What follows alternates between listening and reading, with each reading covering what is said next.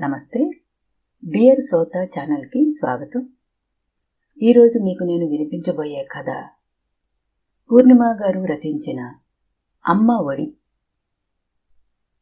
చిట్టిపాపను జాగ్రత్తగా చూసుకుంటావు కదూ? అమ్మా, ఉలిక్కిపడి లేచాను. అమ్మ గొంతు ఇంకా వినపడుతున్నట్టుగానే ఉంది. ఎదురుగా ఫోటోలో నవ్వుతున్న అమ్మ. అయితే ఇది కలే, అమ్మ లేదు, నాన్న రారు. తలుచుకుంటే దుఃఖం గుండెల్లోంచి తన్నుకొచ్చింది. ఒక్కసారి కాలం వారం రోజులు వెనక్కి వెళితే ఎంత బాగుండును. అమ్మా నాన్నల్ని బయటికి వెళ్ళనివ్వకపోతే యాక్సిడెంట్లో వాళ్ళు చనిపోరు కదా. తలుచుకుంటే దుఃఖం ఆగట్లేదు. నా వెక్కిళ్ల శబ్దానికి కాబోలు చిట్టిపాప లేచింది.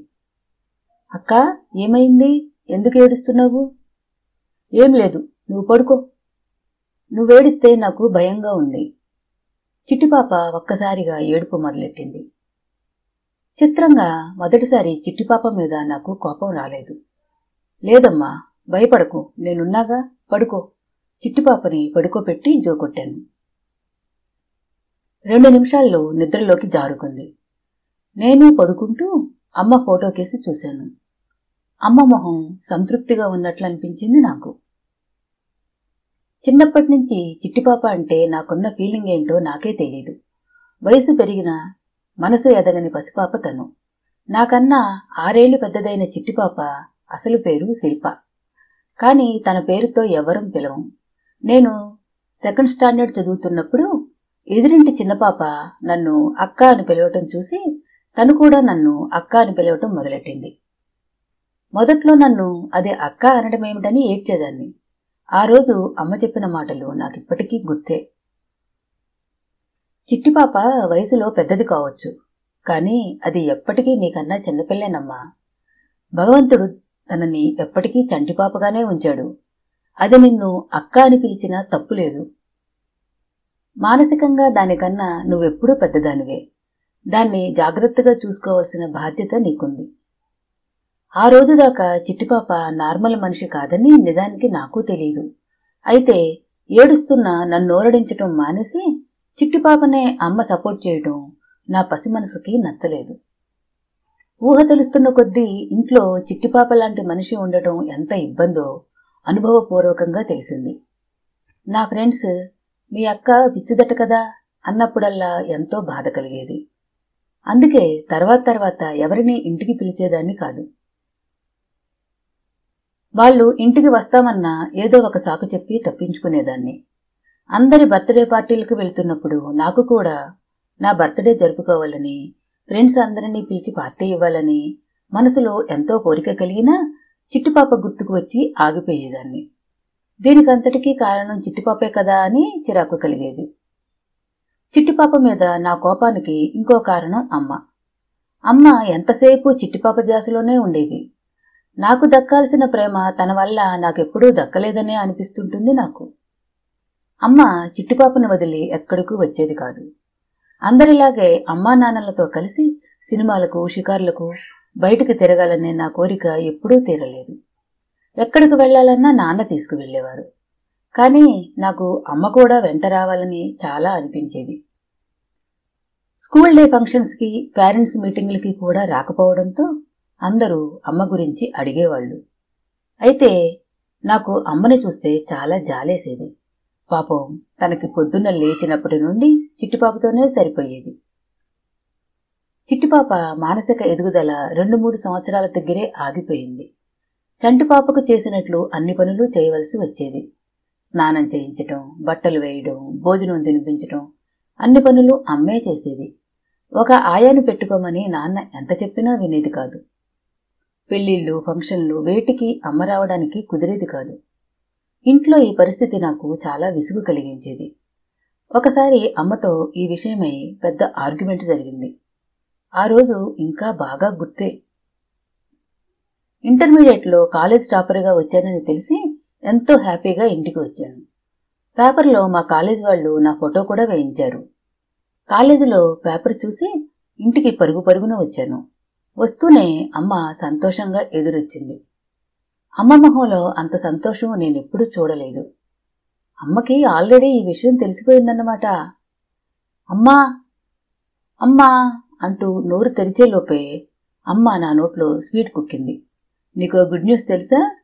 చిట్టిపాప ఆలు తప్పు లేకుండా రాయడం నేర్చుకుంది. ఈరోజు అచ్చులన్నీ రాసేసింది.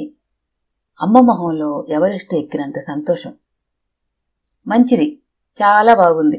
పేపర్లో ఫోటో వేయిద్దాం. 22 ఆలు నేర్చుకున్న చిట్టిపాప అని. నా గొంతులో ఆపుకోలేని ఉక్రోషం ధ్వనించింది. ఆ మాటలకి అమ్మ చాలా బాధపడింది. ఏంటి ఆ మాటలు? ఏడాది నుండి కష్టపడి నేర్పిస్తున్నా. ఈ రోజుకి రాయగలిగింది. మన అమ్మాయి గురించి మనం సంతోషపడటం కూడా తప్పేనా? నీ అక్క గురించి నువ్వు ఇలాగేనా మాట్లాడేది? అమ్మ కళ్ళల్లో నీళ్లు తిరిగాయి. తన కన్నీళ్లు చూసి ఇక మాట్లాడకుండా నా గదిలోకి వెళ్ళిపోయాను. నాకు దుఃఖం పొంగుకొచ్చింది. అది ఉక్రోషమో పశ్చాత్తాపమో నాకు ఇప్పటికీ తెలీదు. అమ్మ నెమ్మదిగా వచ్చి నా పక్కన కూర్చుంది. నన్ను తన ఒడిలో పడుకోబెట్టుకుంది. ఏమైందిరా తల్లి, ఇవాళ ఎందుకలా ఉన్నావు? ఇవాళ నా రిజల్ట్స్ వచ్చాయి. నేను కాలేజ్ ఫస్ట్ వచ్చాను. కానీ నువ్వు కనీసం నా రిజల్ట్స్ గురించి అడగను కూడా లేదు. నీకెప్పుడూ చిట్టిపాప ధ్యాసే. అది ఏం చేసినా నీకు అపురూపమే. నాకొక్కొక్కసారి అనుమానం వస్తుందమ్మా, నేనసలు నీ కూతుర్నేనా అని. ఎన్నేళ్ల నుంచో నా మనసులో పేరుకుపోయిన అక్కసంతా బయటకు వచ్చింది. అమ్మ మౌనంగా నా తల నిమురుతూ ఉంటోంది. అయినా నీ గురించి నువ్వెప్పుడైనా ఆలోచించుకుంటున్నావా? నీ జీవితంలో ఏం కోల్పోతున్నావో నీకు తెలుసా? నువ్వు సరదాగా బయటకొచ్చి ఎన్నేళ్లయింది? బంధువులని, నీ ఫ్రెండ్స్ని కలుసుకుని ఎన్ని రోజులైంది? ఎప్పుడూ ఇల్లు చిట్టిపాపే లోకం. నేను చాలాసార్లు చెప్పాను, చిట్టిపాప లాంటి వాళ్ల కోసం ప్రత్యేకమైన హోంలుంటాయి, అందులో దాన్ని జాయిన్ చెయ్యి అని. విన్నావా? నా బాధ నా గురించి కాదమ్మా, నువ్వు నాన్న కూడా సంతోషంగా ఉండాలనే. నా మనసులో ఉన్న బాధంతా బయటకు చెప్పేసరికి నా మనసు తేలికపడింది. అయిపోయిందా? ఇంకా చెప్పాల్సిందేమైనా ఉందా? అమ్మ నవ్వింది. నీకు జోక్గా ఉందా? లేదురా, నువ్వు మాట్లాడుతుంటే వినాలనుంది. నా గురించి ఇంతగా ఆలోచించే కూతురు ఉందని గర్వంగా ఉంది. కానీ నా జీవితాన్నేదో కోల్పోయిందని నేను అనుకోవడం లేదు. నీకు తెలుసు, చిట్టిపాప ఎప్పటికీ చంటిపాపేనని. చంటిపాపని సాకటంలో తల్లికి ఆనందం ఉంటుంది. నేనెంత అలసిపోయినా దాన్ని స్వచ్ఛమైన నవ్వు, అమాయకమైన చూపు, నిష్కల్మషమైన ప్రేమ నా అలసటని మరిపిస్తాయి. ఏ జన్మ కర్మఫలమో దాన్ని దేవుడు అలా పుట్టించాడు. పాపం దానికి విడిగా ఏం కోరికలుంటాయమ్మా? బంగారం, నగలు, కార్లు, మేడలు ఏమీ అక్కర్లేదు. షాపింగ్లు, హాలిడే ట్రిప్పులు తీసుకెళ్లినా తనకి తెలీదు. ఓ చిన్న చాక్లెట్ ఇస్తే సంతోషం. అబ్బో అని మెచ్చుకుని ముద్దు పెట్టుకుంటే దాని మొహం పువ్వులాగా వికసిస్తుంది. ఆ సంతోషం దాని మొహంలో చూస్తే నా శ్రమంతా మర్చిపోగలను. నీ రిజల్ట్స్ గురించి అడగనే లేదన్నావు. నీకు కాలేజ్ ఫస్ట్ గ్యారంటీ అని నా నమ్మకం. నిన్ను అడగాల్సిన అవసరం ఉందని కూడా నాకు అనిపించలేదు. కానీ నువ్వు మా గురించి ఇంత ఆలోచిస్తున్నావని మాత్రం ఇప్పుడే తెలిసింది. నాకెంత సంతోషంగా ఉందో చెప్పలేను.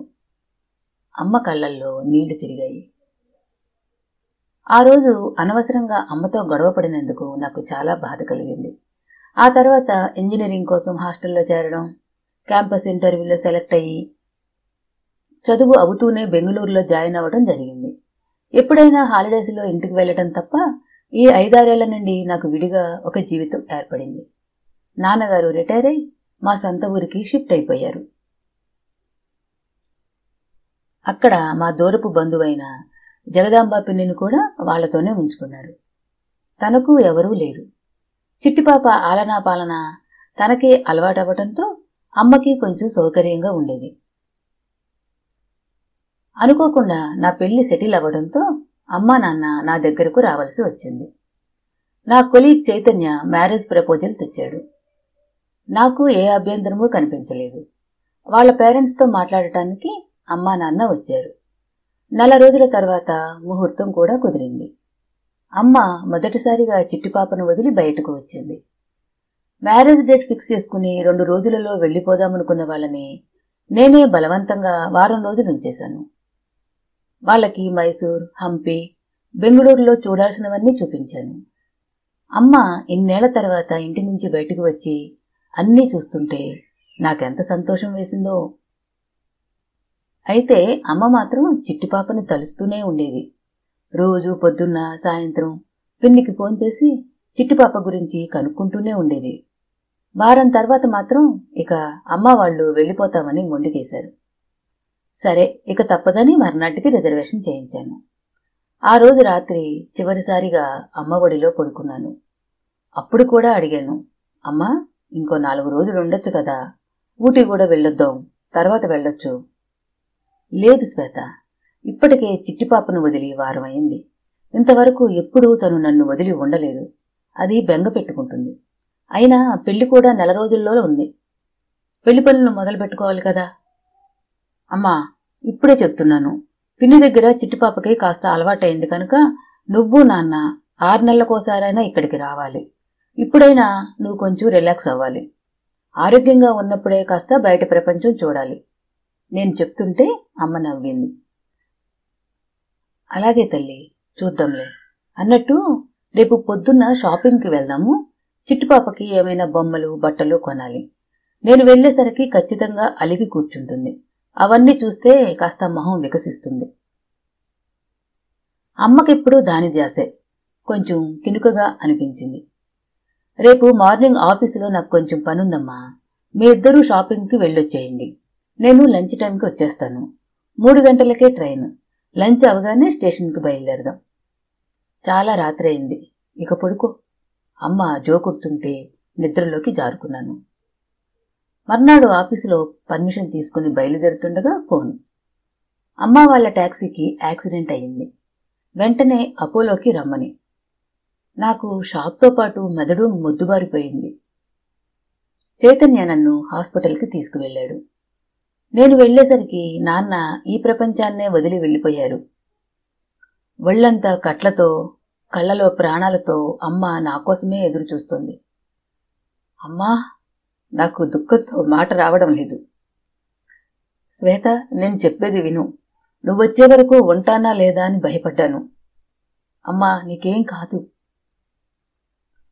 నా పరిస్థితి నాకు తెలుసమ్మా. నా బెంగంతా చిట్టిపాప గురించే. దానికి ఇక నుంచి అన్నీ నువ్వే. ఇదివరకు అది నిన్ను అక్క అన్నందుకు ఏడ్చావు. కానీ ఇక నుంచి నువ్వు దానికి అమ్మవి. అమ్మ మాట్లాడలేక ఒక సెకను ఆగింది. నాకు తెలుసు, నాకు నువ్వెన్నో చెప్పాలనుకున్నావు. చిట్టిపాపను జాగ్రత్తగా చూసుకుంటానని మాట ఇవ్వు. అంతకన్నా నాకింకేమీ అక్కర్లేదు. నేను తృప్తిగా కన్ను మూస్తాను. అమ్మ కష్టం మీద చెయ్యి చాపింది. అమ్మ చేతిలో చెయ్యి వేస్తుండగానే తన ప్రాణం పోయింది. ఏడుపు కూడా రానంత డీప్ షాక్లో ఉండిపోయాను. 2 వారాలు గడిచిపోయాయి. చిట్టిపాపని, పిన్నిని నాతో పాటు బెంగుళూరు తీసుకొచ్చేశాను. కొత్త పరిసరాలు, అమ్మా నాన్న లేకపోవటంతో చిట్టిపాప బాగా బెంగ పెట్టుకుంది. నన్ను అసలు వదిలిపెట్టడం లేదు. నాకు తెలియకుండానే దాని మీద కోపం కరిగిపోయింది. చిట్టిపాప అచ్చం అమ్మ పోలికే. అమ్మనే చూస్తున్నట్టు అనిపిస్తోంది నాకు. అమ్మ అన్నట్లుగా దాని స్వచ్ఛమైన నవ్వు, అమాయకమైన మొహం చూస్తుంటే నాకు తెలియకుండానే దాని మీద ప్రేమ కలుగుతోంది. ఇక రేపటి నుంచి ఆఫీసులో జాయిన్ అవ్వాలి. నేననుకున్న పని కూడా మొదలెట్టాలి. చెప్పు చైతన్య, ఏదో మాట్లాడాలన్నావు. ఆఫీసు నుండి బయలుదేరుతుండగా నాతో మాట్లాడాలని పార్కుకి తీసుకువచ్చాడు చైతన్య. ఈ టాపిక్ మాట్లాడే టైం ఇది కాదని తెలుసు శ్వేత, కానీ తప్పదు. ఇవాళ మా బాస్ పిలిచి నేను నెక్స్ట్ మంత్ యూఎస్ వెళ్లాలని చెప్పారు. 2 years ప్రాజెక్టు. మధ్యలో వెనక్కి రావడం కుదరకపోవచ్చు. మామూలుగా అయితే మన మ్యారేజ్ ఇంకో 2 weeksలో జరిగేది. ఇప్పుడేం చేద్దాం? నీతో మాట్లాడదామని. ఈ విషయంలో నేను నీతో మాట్లాడదామనుకుంటున్న చైతన్య. ప్రస్తుతం నాకు పెళ్లి ఆలోచన లేదు. మా ఊర్లో ఉన్న ప్రాపర్టీస్ అన్నీ అమ్మేసి ఇక్కడ చిట్టిపాప లాంటి వాళ్ల కోసం ఒక హోమ్ స్టార్ట్ చేద్దామనుకుంటున్నాను. ప్రస్తుతం నా దృష్టంతా దానిమీదే. Are you crazy? అప్రయత్నంగా చైతన్య నోట్లోంచి వెలువడింది. No, I'm not. అమ్మ వెళ్లిపోతూ నేనున్నాననే ధైర్యంతో చిట్టిపాపను నాకు అప్పచెప్పింది. ఒకవేళ అదే యాక్సిడెంట్లో నేను ఉంటే తన పరిస్థితి ఏమయ్యేది? అందుకే ఎవరి మీద ఆధారపడకుండా తన బతుకు తను బతకడానికి శిక్షణ అవసరం. అయితే చిట్టిపాపని నేనే జాగ్రత్తగా చూసుకుంటానని మాట ఇచ్చాను. అందుకని నేనే ఒక హోమ్ స్టార్ట్ చేస్తే చిట్టిపాపతో పాటు తనలాంటి ఇంకొంతమందికి కొత్త జీవితం లభించవచ్చేమో. చైతన్య మౌనంగా ఉండిపోయాడు. ఈ ప్రపంచంలో సురక్షితమైన స్థలం ఏదో తెలుసా చైతన్య? అమ్మ ఒడి. అమ్మ ఒడి అంటే ఒక రక్షణ, ఒక భరోసా. అమ్మ పోయే ముందు రోజు అమ్మ ఒడిలోనే నేను నిద్రపోయాను. ఆ మాధుర్యం ఇప్పటికీ నా మనసులో పదిలంగా ఉంది. చిట్టిపాపకి అమ్మా నాన్నలని నేనే దూరం చేశానని ఒక్కోసారి నాకు అనిపిస్తోంది. నేనే కనుక వాళ్ళని ఇక్కడికి పిలవకపోతే తను హాయిగా ఉండేదేమో. ఏదైనా చిట్టిపాపకి నేను ఏ లోటు రానివ్వను. నా హోం పేరు కూడా నిర్ణయించుకున్నాను, అమ్మ ఒడి. నా కళ్ళ నుండి అప్రయత్నంగా నీళ్లు వస్తూనే ఉన్నాయి. అందుకే చైతన్య, నాకిప్పట్లో పెళ్లి ఆలోచనే లేదు. పైనుంచి అయినా అమ్మ నన్ను చిట్టిపాపని చూసి సంతోషంగా ఉండాలన్నదే నా ధ్యేయం. ఇక నుంచైనా చిట్టిపాప శిల్పగా మారాలి. ప్లీజ్, నువ్వింకా నా గురించి ఆలోచించుకో. నీ జీవితం గురించి నువ్వే ఒక నిర్ణయం తీసుకో. నా దృష్టిలో మన జీవితాలు రెండు ఎప్పుడో కలిసిపోయాయి శ్వేత. నువ్వు పెళ్లి చేసుకుని సంతోషంగా ఉండాలన్నది కూడా మీ అమ్మగారి కోరికే. అయితే నీకు కొంత టైం కావాలి. నేను తిరిగొచ్చాకే మనం పెళ్లి చేసుకుందాం. అమ్మ ఒడిని మనిద్దరం కలిసే చూసుకుందాం. ఇది నీకు ఓకేనా? చైతన్య అడిగాడు. నన్ను అర్థం చేసుకునే జీవిత భాగస్వామి దొరికినందుకు సంతోషంతో చైతన్య భుజం మీద తలవాల్చి కళ్ళు మూసుకున్నాను. మూసిన కనురెప్పల వెనక అమ్మ కనిపించింది. అమ్మ సంతృప్తిగా నవ్వుతోంది. కథ సమాప్తం. మళ్ళీ మరో కథతో కలుద్దాం. నమస్తే. డియర్ శ్రోత ఛానల్ మీ అన్న సబ్స్క్రైబ్ చేసుకోండి ప్లీజ్, వెరీ ప్లీజ్.